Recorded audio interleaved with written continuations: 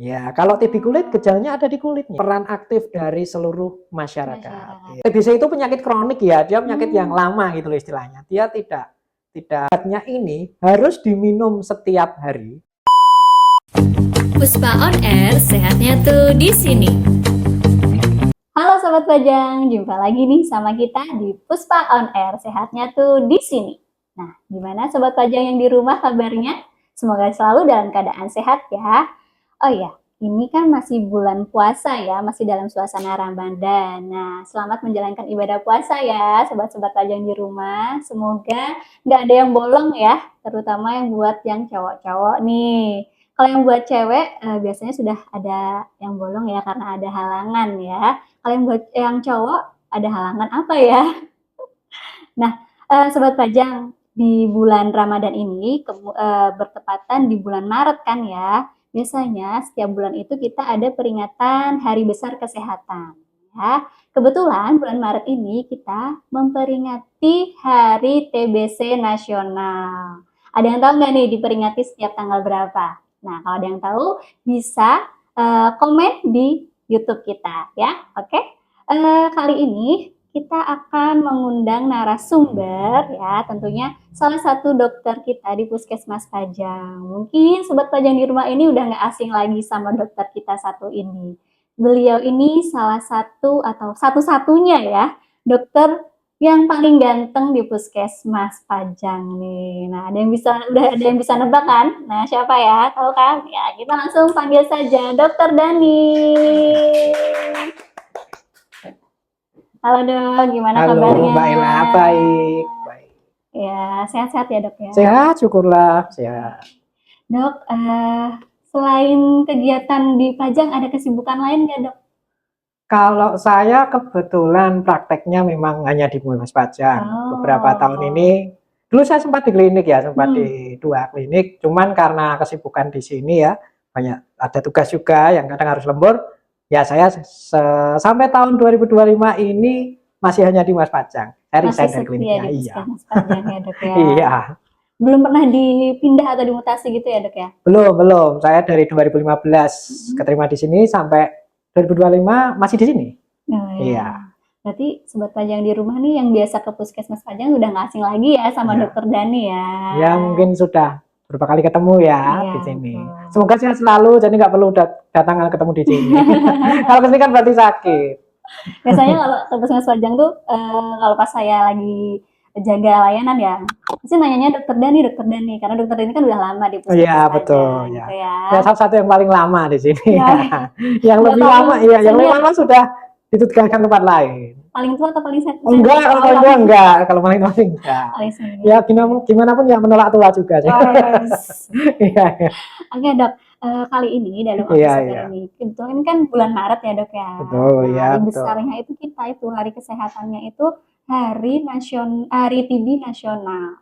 Nah, mungkin buat Sobat Pajang di rumah nih, biar tahu nih, TB itu penyakit yang seperti apa sih Dok sebenarnya tuh? Oke, mungkin Sobat Pajang sudah familiar ya, apalagi daerah sekarang di banyak sosmed ya. Sudah tahu TBC atau TB apa nih. Tapi detailnya nanti sedikit kita sampaikan di sini. Kalau singkatan TB sendiri, tuberkulosis itu dulu TBC, lalu banyak juga yang disebut TB. Sama saja ya. Itu penyakit, salah satu penyakit menular yang disebabkan oleh bakteri bernama Mycobacterium tuberculosis. Berarti penyebabnya bakteri. Bakteri, betul sekali. Untuk penularannya sekalian ya. Boleh. Nah, TB ini penularannya kalau istilahnya nih ya melalui airborne. Airborne itu semacam droplet. Kalau droplet tahu ya percikan ya, tapi yang lebih kecil sehingga dia bisa dibawa melalui udara. Gitu. Kalau droplet itu lebih besar, dia tidak dibawa udara, hanya mungkin kayak COVID dulu ya, kita kan suruh jaga jarak 1 meter, 1,8 meter karena memang droplet maksimal ke situ. Tapi kalau airborne itu dia bisa terbawa gitu. Betul sekali. Jadi karena percikan lewat udara gitu ya. Betul. Dari TBC sendiri, gejala yang paling khas itu apa sih? Kalau TBC sendiri, gejala yang paling umum, yang paling banyak ditemui adalah batuk. batuknya dari kesepakatannya yang dipakai internasional maupun di Indonesia, patokannya batuknya 2 minggu, lebih dari 2 minggu. Kemudian gejala lain yang dapat mengikuti adalah berat badan turun, kemudian keringat di malam hari. Keringatnya bukan karena ini ya, bukan karena memang hawane sumo gitu ya, bukan. Jadi sebenarnya nggak sumo, tapi dia kok berkeringat, biasanya di jam-jam 1 sampai 2 malam. Kemudian merasakan demam yang mungkin nggak tinggi, kayak gemerbek terus lebih dari 2 minggu. Beberapa case sampai 1 bulan juga kok. Demam nih ora dhuwur. Ya kalau orang Jawa punya gemerbek ya, greges-greges gemerbek seperti itu. Itu salah beberapa gejalanya. Nah, nanti bisa disertai gejala lain. Kalau misalnya TB-nya dia tidak di paru-paru, munculnya juga berbeda gejalanya. Begitu. Oh, apa memang harus ada gejala batuk dulu nih baru dikatakan dia TB? Kalau misalnya ada muncul pertama tuh mungkin demam dulu tanpa ada serta batuk itu bisa Bisa. Jadi TB pada anak-anak itu kadang-kadang yang khas bukan batuknya. Mungkin dia disertai batuk, tapi kalau tidak ngekel, tidak ngikil, itu kan kadang-kadang tidak diperhatikan. Kalau anak-anak itu gejalanya yang sering harus kita waspadai adalah berat badannya nggak naik. Nah, betul. Jadi dia makannya sebenarnya bagus, tapi kok berat badannya malah cenderung turun atau stuck aja di situ. nggak naik-naik Gitu. gitu Ya, jadi ini saya cerita ya, salah satu ya anggota keluarga ya di rumah itulah. Itu dulu juga balita juga. Jadi dia lebih gejalanya lebih ke berat badan. Jadi tidak terlalu dominan batuknya. Begitu. Tapi ya ada batuk gitu, tapi ya batuknya malah jarang. Malah kadang-kadang lebih sering pileknya. Ya, itu yang kerabat saya ya. Itu yang pileknya, batuknya jarang-jarang, tapi memang berat badannya nggak naik. Nah, ternyata dicek, ya bawa ke dokter kan ya, dicek, oh ternyata memang TB. Ya itu ya udah, sudah beberapa tahun yang lalu ya sudah sembuh juga, sudah sehat. Begitu. Terus kasihan juga batuknya itu berdahak atau nggak berdahak tuh, Dok? Kalau batuk TBC itu rata-rata hampir selalu berdahak. Karena dia ada produksi lendir di sini. Ya. TBC itu kan menginfeksi paru-paru ya. Nah, dia juga memproduksi dahak di area sini, saluran pernafasannya. Makanya tes utama untuk TBC adalah tes dahak. Tes dahak. Iya. Oh iya, betul. Jadi salah satu cara untuk mendeteksi betul TB sekali itu melalui tes dahak. Okay. Pada orang dewasa ya Mbak Ella ya. Oh iya, kalau anak kecil nggak bisa ya, Dok? Kalau anak kecil kan belum bisa berdahak. Sekarang Sobat Pajang bayangkan anak-anak apa bisa kayak ngeluarin riaeng itu kan nggak bisa ya. Jadinya ada tes yang dilakukan namanya tes Mantoux. Nah, itu di Puskesmas Pajang sudah bisa setiap hari Selasa. Itu khusus untuk anak-anak yang memang tidak memungkinkan berdahak. Lalu ada juga tes namanya tidak dilakukan di Puskesmas ya, di rumah sakit. Dia ada tes IGRA, ada tes ronsen, foto ronsen itu ya, dada, itu juga bisa. Begitu. Nanti ikuti rekomendasi dokternya saja. Begitu. Berarti nggak bisa langsung semerta-merta nih, aku ada gejala batuk nih, aku pengen mantox atau cek dahak itu harus berdasarkan saran dari dokter ya, harusnya ya. Betul. Saran saya supaya lebih tepat arahnya ini dicek apa, diceknya kemana, lebih baik konsultasi dokter dulu saja. Nanti kan pasti akan diarahkan yang runtut gitu ya, sesuai dengan gejala klinis sama tandanya saat itu. Iya, betul banget. Terus sama ini, Dok, pengobatan. Pernah dengar nih, pengobatan TB itu kan lama ya, Dok ya, sampai 6 bulan. Tapi ada juga yang pengobatan cuma 2 minggu. Itu gimana, Dok? Bedanya apa tuh? Ya, begini. Ini salah satu tantangan ya yang dihadapi pasien TBC. Kalau ini memang durasi minumnya panjang. 6 bulan. Untuk saat ini ya regimen atau obat-obatan TBC yang di Indonesia itu memang diminum paling cepat itu minimal 6 bulan. 6 bulan iya, betul sekali 6 bulan. Obat untuk TBC namanya OAT, obat anti tuberkulosis. Itu 6 bulan. Tetapi ada juga yang sampai 9 bulan. Pada balita kadang-kadang kalau 6 bulan ronsennya atau tanda gejalanya belum membaik bisa sampai 9 bulan. Ada juga kasus itu Mbak Ella, namanya TB resisten obat. Jadi dia TBC yang memang sudah kebal dengan beberapa obat yang obat TB biasa itu. Ya, jadi dia namanya TB resisten obat. Itu bisa sampai 1 tahun atau bisa sampai 2 tahun yang namanya tailor made bahasanya ya, individualized. Jadi itu obat yang ditentukan oleh dokter spesialis paru, khusus untuk dia sesuai dengan kondisi dia. Gitu. Ada kondisi yang seperti itu. Lalu TBC ini tidak hanya batuk yang Mbak Ella tadi yang saya sampaikan ya, TBC itu ada dua sebenarnya, TBC paru-paru atau di luar paru-paru atau nyebutnya ekstrapulmoner. Di luar paru-paru ini bisa muncul di getah bening, bisa muncul di kulit, ya kan, bisa muncul di intestinal di perut, ya bisa muncul di saraf pusat, gitu. Lah itu nanti beda lagi, rata-rata minimal 1 tahun, dan itu nanti kalau TBC yang dia di luar paru-paru itu ranahnya dokter spesialis. Nanti kalau di puskesmas pasti akan kita rujuk. Ya spesialisnya mana tergantung dia muncul di mana. Kalau TB kulit nanti ke dokter spesialis kulit. Gitu. Kalau TB yang mengenai di perut bisa ke spesialis penyakit dalam. Tapi tetap nanti obatnya itu utamanya adalah obat TBC juga. Begitu. Itu juga gejalanya apakah sama-sama yang TB paru, Pak? Kalau dia tidak menyerang paru-paru, tentunya gejalanya bukan batuk. Ya, kalau TB kulit gejalanya ada di kulitnya.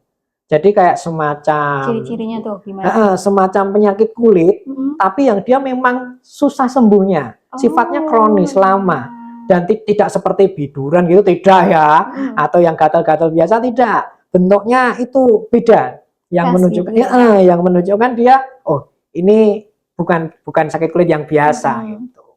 Terus cara mengetahui kalau itu TB kulit itu, nah itu tetap harus konsultasi dokter dahulu.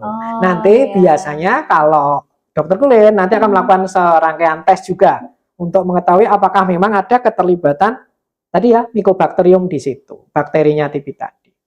Begitu. Pengobatannya pun juga pasti berbeda. Berbeda. Tadi yang sampaikan rata-rata 1 tahun, Mbak Ella. Ada juga yang lebih, ya tergantung ya nanti dokternya. Nah, itu dok, yang mau aku tanyakan juga, kenapa sih pengobatan TB itu lebih panjang gitu loh? Karena begini, karena kuman TBC itu penyakit kronik ya, dia penyakit yang lama gitu loh istilahnya. Dia tidak serta-merta kok langsung tertular, langsung kena, tidak. Dia terkait dengan sistem imun juga. Kenapa lama? Karena ada kuman TBC ini dia memang bersembunyi istilahnya di dalam paru-paru. Dan dia ada yang sifatnya dorman. Dorman itu kayak apa ya?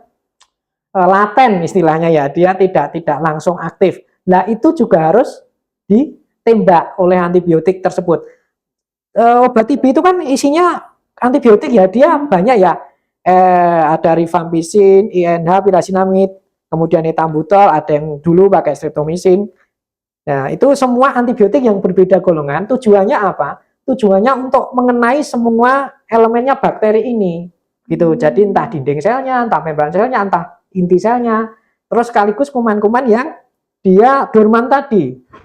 Dorman itu yang dia tidur ya. Nah, itu aja. Yang dia tidur itu juga harus dikenain juga. Nah, makanya durasinya sampai 6 bulan. Terbagi menjadi 2. 2 bulan itu intensif, 4 bulan itu lanjutan. Begitu. Ya. Kalau yang 9 bulan nanti hitungannya beda lagi. Iya. Begitu. Jadi, itu ya alasannya kenapa kok TB itu pengobatannya harus lama. Iya. Ya. Betul. Karena harus dieradikasi, harus dimusnahkan semuanya. Baik yang aktif maupun yang dia dorman. Gitu. Dikatakan dia sembuh itu ya 6 bulan itu, Dok. Iya, jadi sembuh itu ada kriterianya ya, misal ada sembuh klinis, jadi dari gejalanya itu sudah bisa dikatakan tidak ada gejala lagi. Dari yang awalnya muncul apa nih? Batuknya ngikil. Dia sudah begitu 2 bulan pertama biasanya sudah berkurang drastis, sudah hampir nggak batuk. Kemudian ada juga, itu namanya sembuh klinis ya. Ada juga dari sisi bakteriologis, itu di bulan ke-5 kalau 6 ya, itu kan dicek dahak ulang, namanya cek evaluasi, betul. Ya, jadi yang sobat pajang yang mungkin ya pernah kena TB atau minum obat TB, pasti di bulan ke-5 atau 6 akan disuruh cek lagi. Itu untuk mengevaluasi pengobatannya. Itu apakah bakterinya sudah negatif, sudah tidak ada, atau masih positif. Gitu. Ada juga kriteria dulu ya, yang tidak ada, yang ronsen itu memakai ronsen juga bisa. Jadi setelah 6 bulan atau yang 9 bulan akan di ronsen ulang. Sudah ada perbaikan belum dari lesi di paru-parunya. Begitu. Gitu ya. Iya. Dan rentang waktu dari bulan 1 sampai bulan 6 itu pasien itu harus kontrol atau memang harus harus habis obatnya nih, yang penting harus habis obatnya tanpa kontrol sampai bulan ke-5 atau bulan ke-6 evaluasi. Oke, itu tantangan berikutnya ya Mbak Ella ya. Tadi saya Hmm, sebutkan tantangan pertama, minum obatnya lama nih, iya. 6 bulan. Terus Tantangan obatnya tadi kedua, juga banyak kan dok ya. betul sekali. Hmm. Tantangan kedua adalah obatnya ini harus diminum setiap hari di jam yang sama. Sehari rata-rata berapa? Satu kali. Ya, bisa 3 tablet, bisa 4 tablet, tergantung berat Wah. badan. Iya. Oh. Nah, dan itu jamnya sebisa mungkin ya, jamnya harus sama. Kalau misalnya minumnya, kalau bulan puasa itu kadang-kadang minumnya pas buka atau pas sahur gitu ya. Ya nanti juga minumnya pas sahur gitu. Kalau kemarin gini, ada pasien yang dia konsultasi ya, dia biasanya minumnya sore nih, siang atau sore. Kemudian kan puasa, lah boleh nggak nih dimajukan atau dimundurkan? Kalau memang mau puasa, sehari itu diubah tidak apa-apa. Misalnya nih, hari ini kan belum puasa, misalnya ya besok udah mulai puasa. Hari ini hari ini siang, ya besok sore atau pas sahur boleh. Selanjutnya, sore atau sahur itu tadi terus. Nanti pasca lebaran, kalau mau dikembalikan ke siang, kan udah nggak puasa, silakan. Tapi satu ini berikutnya, samakan siang terus, gitu. Tidak apa-apa. Gitu ya. Karena rata-rata akan kesulitan terlanjur minumnya siang itu ya laduh. Tapi dia pengen puasa karena kondisinya udah membaik. Itu gimana? Ya itu tadi. Silakan nanti diubah buka atau sahur, tapi selama sebulan itu samakan terus itu. Itu jangan kok gonta-ganti ini siang nanti habis sahur besoknya buka ya, enggak boleh ya, harus jamnya ya, harus patuh, benar-benar patuh jamnya supaya 6 bulan bisa sembuh. Nah, ngomong-ngomong soal patuh nih dok, kalau misalnya nih ya biasalah kalau orang itu kan nggak luput dari kesalahan. Betul. Dan ketika dia lupa, nah itu gimana dok? Apakah harus mengulang 1 hari aja dia lupa gitu, gimana tuh? Ini kalau obatnya itu obatnya terlanjur lupa, misalnya ingatnya misalnya dia kemudian baru ingatnya sudah besoknya ya, saat ingat itu langsung minum obat saja. Kalau ingatnya besoknya dong, ya sudah lagi. Nah sekarang kalau ingatnya besoknya ya minum saja saat ingat itu. Karena kan kemarinnya pas lupa, oh tidak, satu saja, berikutnya jangan lupa lagi, kembalikan ke jam yang sama sebelumnya. Gitu. Karena kalau ingatnya besok kan, kemarin berarti lupa, nggak mungkin minum kemarin kan. Ya besoknya masih itu langsung minum saja. Gitu ya. Tidak usah, karena nanti kalau malah dia terlalu banyak minum tanpa konsultasi dokter, itu juga kurang baik juga. Silakan kalau dipajang ya, pemegang TB-nya kan perawat, Ibu Deta namanya. Kalau memang lupa, silakan WA ke Bu Deta, nomornya selalu open. Sampaikan saja. Kemarin ada pasien kami yang juga dia agak kelewat atau lupa gitu ya. Ya tidak apa, langsung kita jawab. Dia 1 hari. Jadi kebetulan dia juga ya misalnya ya dia juga ada obat yang harus diminum itu kan. Ya dia tuker atau lupa yang itu ya. Tidak apa-apa, tinggal kita modif aja. Itu jamnya ingat, langsung minum saja obat TB-nya. Selanjutnya yang penting adalah selanjutnya jangan lupa lagi. Ya toh, karena katanya sih ya, katanya kalau sekali itu lupa, ini 2 kali 3 kali itu sengaja, bukan lali tapi ngelali. Katanya begitu, jadi jangan, khusus obat TB jangan.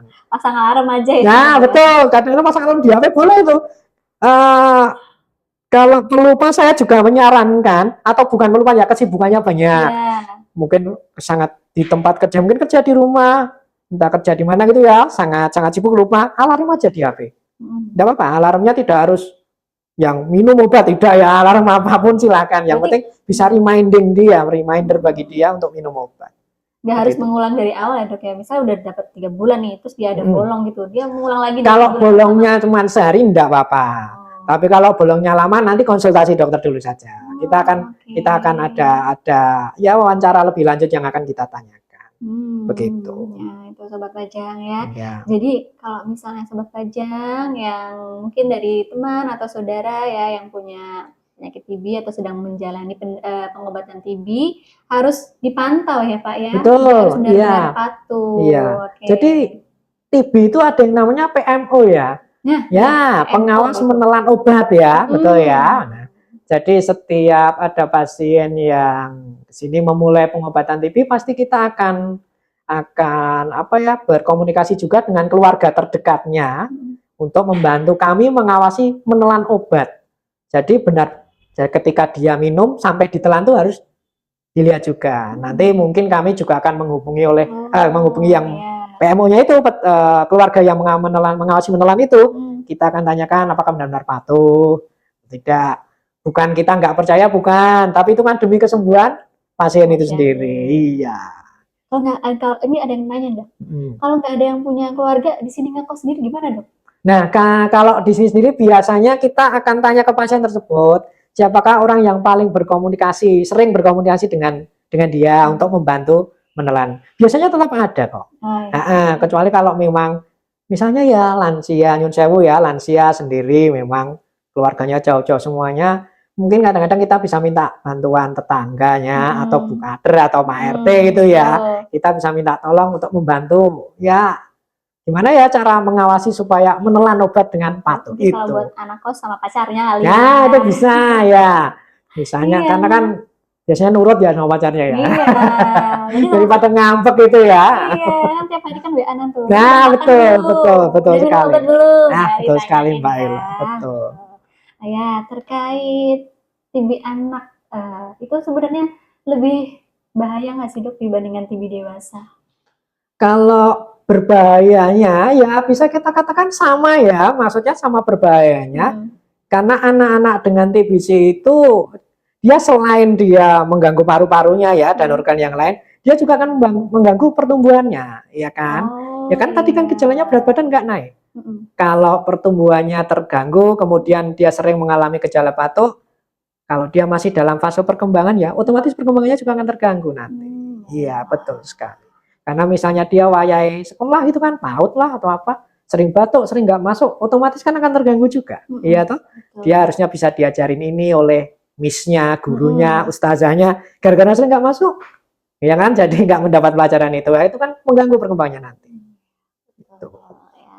Terus kalau untuk pencegahan sendiri dari TBC ini sendiri apa dok?